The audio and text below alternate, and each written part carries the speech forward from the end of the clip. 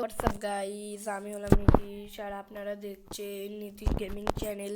তো আমাদের free fire চলে এসেছে আর একটা নতুন ইভেন্ট, যার নাম ইমোট পার্টি। তো লেটস গো স্টার্টেড। তো আপনারা দেখতে পাচ্ছেন ইমোট পার্টিটা হলো এরকম। আমি গানটা বন্ধ করে দিলাম। তো আমাদের মধ্যে সবথেকে নতুন ইমোট হলো এইটা, এবং দেখতেই পাচ্ছেন। আর আমরা প্রাইসগুলো একটু দেখে নিই। আমাদের গ্র্যান্ড প্রাইজ হলো এই 5টা, আর নর্মাল প্রাইজ হলো এই কটি।